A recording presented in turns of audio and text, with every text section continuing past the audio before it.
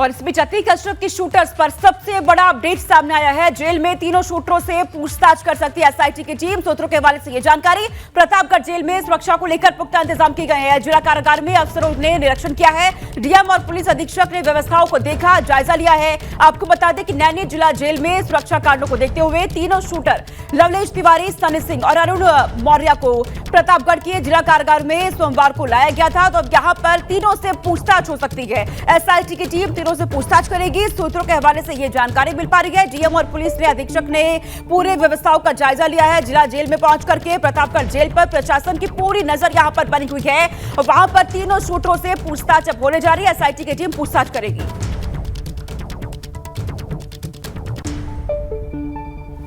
और बरेली से खबर सामने आ रही है। अशरफ के साले अब्दुल पर शिकंजा कस रहा है। फरार अब्दुल पर इनाम बढ़ा करके 50,000 कर दिया गया है। अब्दुल उर्फ सद्दाम के खिलाफ गैर जमानती वारंट भी जारी हो चुका है। सद्दाम की तलाश में पुलिस की कई टीमें लगी हुई हैं। अशरफ के लिए बरेली जेल में व्यवस्थाएं कराता था सद्दाम, की जानकारी मिल पा रही है। सद्दाम बिथरी, चैरपुर और थाना बरादरी में दर्ज 2 मुकदमों में वांछित चल रहा है।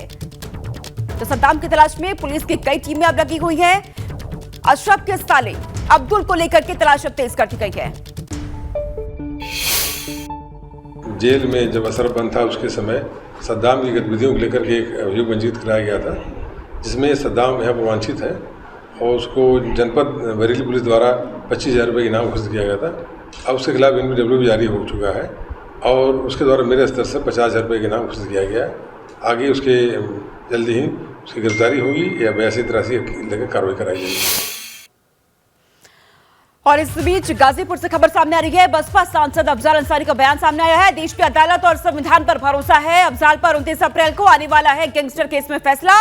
लोकसभा चुनाव में भाजपा 200 सीट के लिए तरस जाएगी, ये कहा अफजाल ने। अतीक शूटआउट को षड्यंत्र यहां पर बताया है। देश की अदालत और संविधान पर भरोसा है, अफजाल अंसारी की तरफ से ये बातें यहां पर कही गई है। अफजाल पर दरअसल 29 अप्रैल को गैंगस्टर केस में फैसला आना है। उससे पहले ये बयान, लोकसभा चुनाव में भाजपा 200 सीट के लिए भी तरस जाएगी। अफजाल ने अतीक शूटआउट को भी यहां पर षड्यंत्र करार दिया है। जिस तरीके से अतीक की हत्या हुई है उसको अफजाल की तरफ से कहा जा रहा है कि वो एक षड्यंत्र है। बसपा सांसद है अफजाल अंसारी, इनका ये बयान यहां पर ये सामने आया है।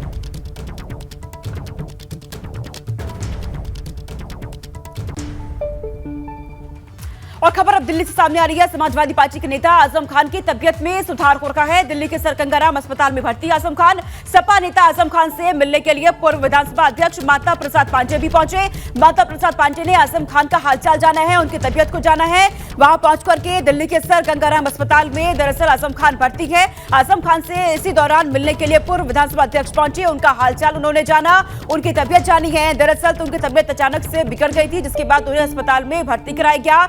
सपा के वरिष्ठ नेता आजम खान, तबीयत बिगड़ने के बाद अचानक से उन्हें भर्ती कराना पड़ा। फिलहाल ये खबर सामने आ रही है कि उनकी तबीयत में सुधार हो रहा है।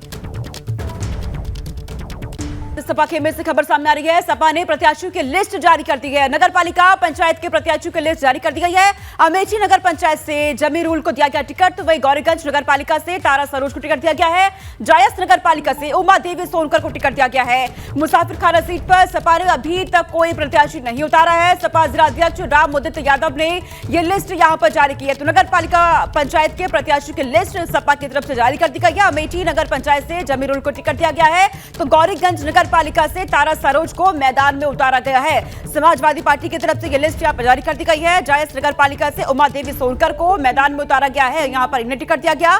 हालांकि अमेठी में सपा ने प्रत्याशियों की लिस्ट अपनी जारी करती है। सपा की प्रत्याशियों की लिस्ट यहां पे जारी हो चुकी है। एक एक नाम भी सामने यहां पर उनकी तरफ से रख दिए गए हैं। नगर पालिका पंचायत की ये प्रत्याशियों की लिस्ट यहां पर जारी कर दी गई है समाजवादी पार्टी की तरफ से। तो सपा खेमे से ये इस वक्त की बड़ी खबर है। गौरीगंज नगर पालिका से तारा सरोज को टिकट दिया गया है, तो जायस नगर पालिका से उमा देवी सोनकर को मैदान में समाजवादी पार्टी ने उतारा है। जमीरुल को अमेठी नगर पंचायत से टिकट दिया गया। तो ये खबर अमेठी से सामने आ रही है। सपा की तरफ से अपनी नगर पालिका पंचायत की प्रत्याशियों की लिस्ट जारी कर दी गई है। और अब खबर है गाजियाबाद से। यहां पर प्रत्याशियों को लेकर भाजपा का मंथन जारी है। उम्मीदवारों को लेकर लगातार गुपचुप मीटिंग चल रही है भाजपा में। 2 नगर पालिका 4 नगर पंचायत प्रत्याशी पर मंथन जारी है। सभासद पद के प्रत्याशियों को लेकर भी चर्चा हो रही है। प्रभारी मंत्री समेत भाजपा के दिग्गज नेता बैठक कर रखे हैं। गुपचुप तरीके से ये मीटिंग हो रही है। मीटिंग में प्रभारी मंत्री असीम अरुण, राज्यसभा सांसद कांता कर्दम, राज्यसभा सांसद अनिल अग्रवाल, तो वहीं लोकसभा सांसद सत्यपाल तोमर, विधायक मंजू शिवाज, जिलाध्यक्ष दिनेश सिंघल मौजूद है। प्रदेश मंत्री बसंत त्यागी भी इस मीटिंग में मौजूद है। यहां पर प्रभारी मंत्री समेत भाजपा के दिग्गज नेता मौजूद है और बैठक चल रही है। गुपचुप तरीके से यहां पर मीटिंग की जा रही है। तो भाजपा खेमे से ये खबर सामने आ रही है, प्रत्याशियों पर भाजपा के दिग्गजों की सीक्रेट मीटिंग चल रही है। सभी उम्मीदवारों के नामों पर यहां मंथन हो रहा है। उम्मीदवारों को लेकर के लगातार मीटिंग चल रही है और गुपचुप तरीके से ये मीटिंग तमाम दिग्गज नेता बीजेपी के इस बैठक में मौजूद है। 2 नगर पालिका 4 नगर पंचायत प्रत्याशियों पर मंथन यहां पर किया जा रहा है। भाजपा के दिग्गज नेता सभासद के पद के प्रत्याशियों को लेकर के भी यहां पर चर्चा हो रही है। यह खबर सामने आ रही है, भाजपा खेमे से जुड़ी हुई है। प्रभारी मंत्री समेत तमाम भाजपा के दिग्गज नेता इस बैठक में मौजूद है। सांसद सत्यपाल तोमर भी इस बैठक में मौजूद है। विधायक मंजू भी इस बैठक में मौजूद है। प्रत्याशियों को लेकर के भाजपा में मंथन जारी है। इससे पहले भी देखा गया, भाजपा लगातार बैठकों का दौर भाजपा में चल रहा है। मंथन किए जा रहे हैं नामों को लेकर, उम्मीदवारों के नामों को लेकर। और यहां अब 2 नगर पालिका 4 नगर पंचायत को लेकर के प्रत्याशियों का मंथन चल रहा है। प्रत्याशियों के नामों पर गाजियाबाद से की खबर सामने आ रही है, भाजपा खेमे से जुड़ी हुई है। तो भाजपा में गुपचुप तरीके से मीटिंग की जा रही है। उम्मीदवारों के नामों को लेकर के तमाम दिग्गज नेता इस बैठक में मौजूद हैं। प्रयागराज से ये बड़ी खबर सामने आ रही है। कटरा इलाके में बमबाजी की खबर मिली है। कटरा इलाके के गोबर गली में देसी बम फेंका गया। बमबाजी में किसी के चोटिल होने की कोई खबर नहीं है। फिलहाल सिर्फ सनसनी फैलाने के लिए बम फेंकने की खबर सामने आई है पुलिस के मुताबिक। वहीं अतीक के वकील पर हमले की खबर का पुलिस ने खंडन कर दिया है। अतीक के वकील विजय ने भी खबरों को गलत बताया। अब बम फेंकने वाले की तलाश कर रही है पुलिस। Atiq Ahmed shoot out case से इसका कोई वास्ता नहीं है। तो प्रयागराज से यह खबर सामने आई है, जहां पर बताया गया कि हालांकि अतीक के वकील पर हमले की खबर भी सामने आई, जिसका पुलिस ने खंडन यहां पर कर दिया है। Atiq Ahmed shoot out case से इसका कोई वास्ता नहीं है, पुलिस की तरफ से यहां पर यह साफ कर दिया गया है। तो प्रयागराज में दहशत फैलाने के लिए बमबाजी यहां पर की गई। 2 तस्वीरें आपके टीवी स्क्रीन पर। हालांकि इस बमबाजी में किसी के भी घायल होने की, हताहत होने की कोई खबर सामने नहीं आई है। सनसनी के लिए बमबाजी यहां पर की गई थी। गोबर गली में बमबाजी, लोगों में हालांकि इसके बाद दहशत जरूर देखी गई। कटरा इलाके में ये बमबाजी की गई और उसी की ये 2 तस्वीरें आपके टीवी स्क्रीन पर है। हालांकि पुलिस की तरफ से इस बात का खंडन कर दिया गया है कि किसी की भी वहां पर कोई जानहानि नहीं हुई है, कोई हताहत नहीं हुआ है। अतीक अहमद के जो वकील है उन पर भी यहां पर बमबाजी की गई, लेकिन उनकी तरफ से, पुलिस की तरफ से यह साफ कर दिया गया है कि ये खबरें गलत है। तो यहां पर दहशत फैलाने के लिए यह बमबाजी की गई है। कटरा इलाके में बमबाजी, हालांकि इस बमबाजी में कोई भी हताहत नहीं हुआ है। फोन लाइन पर मोहम्मद मोइन मेरे सहयोगी जुड़ चुके हैं। मोइन, क्या जानकारी मिल पा रही है, क्योंकि कहा जा रहा है कि प्रयागराज के कटरा इलाके में बमबाजी, लेकिन ये भी बातें सामने आ रही है कि ये सिर्फ दहशत फैलाने के लिए हुई थी। देखिए, ये प्रयागराज के कटरा इलाके का मामला है, जहां एक गोबर गली है। वहां पर 2 पक्षों में पिछले कुछ दिनों पहले विवाद हुआ था, वर्चस्व की बात थी। उसी में एक पक्ष ने आज गली में दहशत फैलाने के लिए जो है बम फेंका था। बम बहुत जबरदस्त था, उसका धुआं देर दूर तक देखा गया था। बहरहाल बम से हुए इस बमबाजी की इस घटना में किसी को चोट नहीं आई है, लेकिन जिस तरीके से धमाका हुआ उसके बाद वहां गली में अफरा तफरी मच गई है और पुलिस की टीम मौके पर पहुंच गई है। और जिस शख्स पर मनीष सोनकर नाम के हिमांशु सोनकर नाम के एक शख्स पर बम फेंकने का आरोप है, तो पुलिस उसकी तलाश कर रही है और अफसरों का कहना है कि उसको जल्द से जल्द पकड़ा जाएगा, पूछताछ की जाएगी और अगर उसका इन्वॉल्वमेंट होता है या कोई दूसरा भी जो भी शख्स बमबाजी करने वाला है वो जल्द से जल्द पहचान करके उसकी गिरफ्तारी की जाएगी, उसके खिलाफ कार्रवाई की जाएगी। तो बमबाजी की घटनाएं रुकने का नाम नहीं ले रही है प्रयागराज में। अभी हमने 24 फरवरी को देखा था कि जब Umesh Pal shoot out case हुआ था, उसमें भी गुड्डू मुस्लिम नाम का जो एक शख्स था वो लगातार बमबाजी करता हुआ दिखाई दिया था और उसी की बमबाजी की वजह से उमेश पाल और एक और सिपाही की मौत हुई थी, वो बम के ही हमले की वजह से। तो लगातार बमबाजी की घटनाएं हो रही हैं, लेकिन आज की जो घटना है उसमें राहत की बात सिर्फ इतनी है कि किसी को चोट नहीं आई है, बम के हमले में कोई घायल नहीं हुआ है। जी मोहम्मद, लेकिन इस बीच एक और बड़ी खबर सामने आ रही है। मोहम्मद, आप मेरे साथ बने रहिए। इस वक्त की बड़ी खबर सामने आ रही है प्रयागराज से। शाइस्ता परवीन को लेकर पुलिस को अहम सुराग मिला है। प्रयागराज कौशाम्बी बॉर्डर पर शाइस्ता के छिपे होने की सूचना सामने आ रही है। बॉर्डर पर कचहरी इलाके के कई गांव में पुलिस की छापेमारी चल रही है। बरेली, पूरा मुफ्ती, मरियाजी समेत कई जगह पर छापेमारी चल रही है पुलिस की तरफ से। अतीक के कई करीबियों से पुलिस टीम ने पूछताछ की है। हालांकि अभी तक पुलिस को कोई कामयाबी नहीं मिल पाई है इसको लेकर के। Umesh Pal shoot out case में नामजद आरोपी शाइस्ता परवीन जो कि फरार चल रही है। शाइस्ता पर 50,000 का इनाम घोषित है।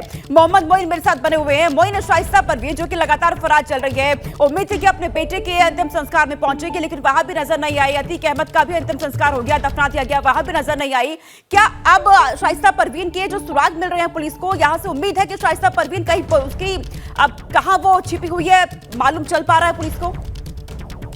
देखिए, शाइस्ता परवीन को लेकर प्रयागराज पुलिस को बेहद अहम सुराग मिले हैं। पुलिस को पुख्ता तौर पर सूचना मिली है कि प्रयागराज और कौशाम्बी का जो बॉर्डर एरिया है, कछारी एरिया है, गंगा के किनारे का जो इलाका है, शाइस्ता परवीन वहीं कहीं पर किसी परिचित के यहाँ छिपी हुई है। इस सूचना पर प्रयागराज पुलिस की टीम आज सुबह से ही तमाम जगहों पर छापेमारी कर रही है। तकरीबन 4 से 5 गांवों में छापेमारी की गई है। अतीक अहमद से ताल्लुक रखने वाले कई लोगों से पूछताछ की गई है, कुछ लोगों को उठाया भी गया है, लेकिन अभी तक पुलिस को कोई कामयाबी नहीं मिल पाई है। वैसे पुलिस सूत्रों का दावा है कि जिस तरीके से उन्हें पुख्ता तौर पर सूचना मिली हुई है, वो लगातार इस पर होमवर्क कर रहे हैं। मुखबिरों को अलर्ट कर दिया गया है, इंटेलिजेंस को अलर्ट कर दिया गया है, साथ ही छापेमारी की जा रही है। जो करीबी हैं उनके जरिए भी ये दबाव बनाया जा रहा है कि शाइस्ता परवीन सामने आ जाए, वो अपनी गिरफ्तारी देते या कोर्ट में सरेंडर करे।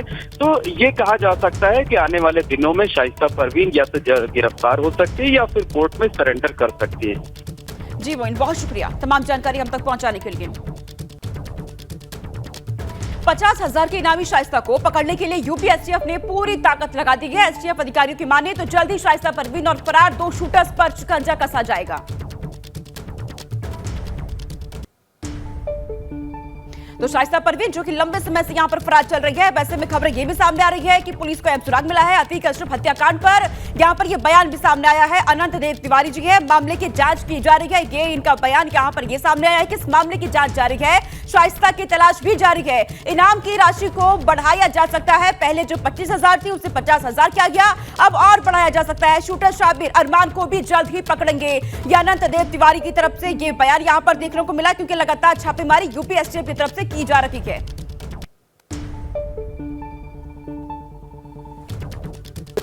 3 अपराधी 5-5 लाख रुपए के पुरस्कार घोषित अपराधी शासन द्वारा जिनके पुरस्कार घोषित है, गुड्डू मुस्लिम, शाबिर और अरमान, और इसके अलावा शाइस्ता पर 50,000 रुपये का पुरस्कार घोषित है। इसके अलावा भी हम लोग साक्ष्य संकलित कर रहे हैं जो कॉन्स्पिरेसी की भूमिका में और अन्य लोग थे। जैसे अभी एक डॉक्टर जो इनका बहनोई था अतीक का, वो गिरफ्तार हुआ है, और ऐसे ही जो शरण देने वाले हैं, संरक्षण देने वाले हैं, इनके और अदर गैंग से नेटवर्किंग है, अदर गैंग का जो इनको सपोर्ट रहता है, उस सब पर हम लोग की निगाह है, सब पर हम लोग छानबीन कर रहे हैं। जैसे जिसके विरुद्ध साक्ष्य आते जाएंगे वैसे ही उनके विरुद्ध विधिक कठोर कार्रवाई हम करते जाएंगे। और इस बीच एक और बड़ी खबर सामने आ रही है। अतीक की हत्या के बाद माफिया के चुनावी गुंडा टैक्स पर बड़ा खुलासा हुआ है। एबीपी गंगा के पास अतीक के चुनावी टैक्स वाली पर्ची है जिस पर लाखों रुपए का भुगतान है। 2014 की 3,50,000 वाली पर्ची भी सामने आई है। पर्ची में खाता धारक का नाम अतीक अहमद लिखा है। चुनाव लड़ने के लिए अतीक अहमद कारोबारियों से टैक्स लेता था, तो वही चुनाव के वक्त गुंडा टैक्स वाली पर्ची जारी होती थी। कारोबारियों को 2 तरह की पर्ची यहाँ पर दी जाती थी, तो ये यहाँ पर बड़ा खुलासा हुआ है। चुनाव के वक्त गुंडा टैक्स वाली पर्ची को जारी किया जाता था। 2014 की पर्ची भी सामने आ चुकी है। पर्ची में खाता धारक का जो नाम है वो अतीक अहमद लिखा हुआ है। ये पर्ची आपके सामने आपकी टीवी स्क्रीन पर एबीपी गंगा के पास ये पर्ची है जिसमें तमाम बातें जो यहाँ पर लिखी हुई हैं वो सामने आई हैं। ये बड़े खुलासे हो रहे हैं। और इस बीच एक और बड़ी खबर आपको बता दी है, प्रयागराज से सामने आ रही है। अतीक अहमद का व्हाट्सएप मैसेज वायरल हो रहा है। साबरमती जेल से बिल्डर मोहम्मद मुस्लिम को मैसेज भेजा गया था। मैसेज में लिखा है कि जल्द ही सबका हिसाब हो जाएगा। मैसेज में लिखा है मेरे कोई लड़के ना डॉक्टर बनेंगे ना ही वकील बनेंगे। इसी साल 6 जनवरी का यह मैसेज भी बताया जा रहा है। यह मैसेज काफी वायरल इस वक्त हो रखा है। अतीक अहमद यह मैसेज साबरमती जेल से इसी साल 6 जनवरी को भेजा था।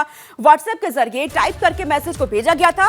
आपको यह भी बता दें कि 5 जनवरी को अतीक की पत्नी शाइस्ता परवीन बीएसपी में शामिल हुई थी और मेयर उम्मीदवार बनी थी। माना यह जा रहा है कि अतीक ने तमाम लोगों से चुनाव टैक्स मांगा था। बेटे को डॉक्टर या वकील नहीं बनाकर हिसाब देने वाला यहाँ पर ये बातें भी लिखी गई है इस मैसेज में हाईलाइटर के साथ ही सोशल मीडिया पर ये वायरल हो रहा है। मोहम्मद मुस्लिम को अतीक अहमद के फाइनेंसर के तौर पर भी जाना जाता है। तो वही माना यह भी जा रहा है कि अतीक और मुस्लिम के बीच हुई चैटिंग पुलिस जांच में उजागर हुई है। अब पुलिस यहां पर इस पूरे मैसेज को लेकर के जांच पड़ताल कर रही है। हालांकि कुछ लोगों का दावा यह भी है कि अतीक अहमद ज्यादा पढ़ा लिखा नहीं था और वह इतना लंबा मैसेज टाइप नहीं कर सकता था। कयास ये भी लगाए जा रहे हैं कि अतीक ने ही जेल में अपने किसी करीबी से यह मैसेज टाइप करवाया होगा। हालांकि इस नंबर के अतीक अहमद की होने का दावा भी किया जा रहा है। तो मैसेज में क्या लिखा है ये पूरी बातें हम आपको बता रही हैं। मैसेज में तमाम बातें लिखी है, साथ में ये भी लिखा था अतीक अहमद ने कि मैं अपने बेटे को ना डॉक्टर बनाऊंगा ना वकील बनाऊंगा और सबका हिसाब होगा। अतीक अशरफ की हत्या के बाद कई रहस्य बने हुए हैं जिन्हें सुलझाने के लिए पुलिस जुटी हुई है। पुलिस समझना चाहती है कि शूटर अतीक के नजदीक कैसे पहुंचे, किसने मदद की। इसी को समझने के लिए तकरीबन 50 जगहों के डीवीआर वारदात के 2 से 3 घंटे बाद ही कब्जे में ले लिए गए थे। इन डीवीआर से पुलिस को तमाम अहम सुराग मिल सकते हैं।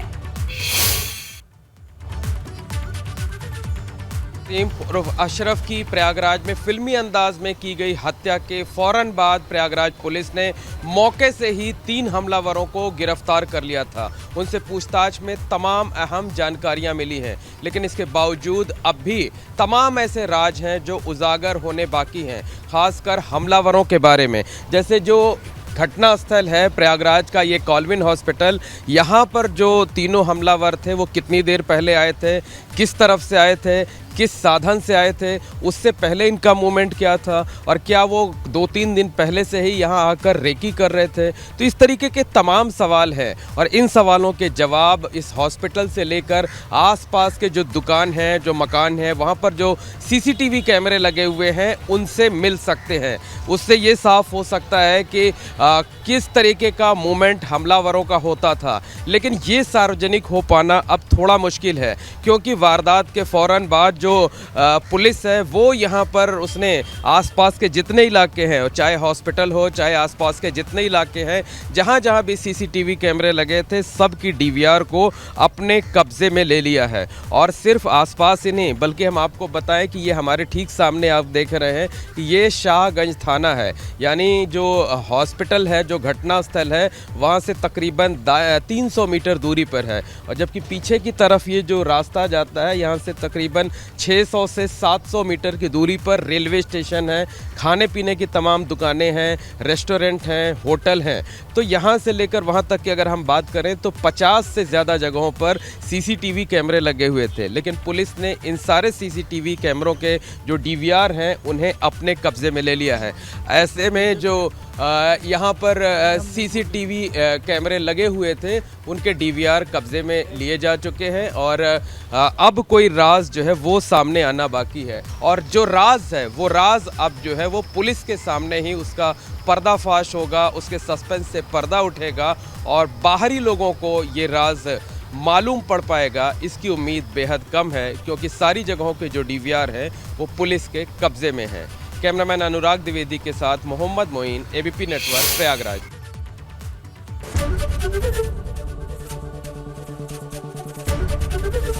एबीपी गंगा, खबर आपकी, जुबान आपकी।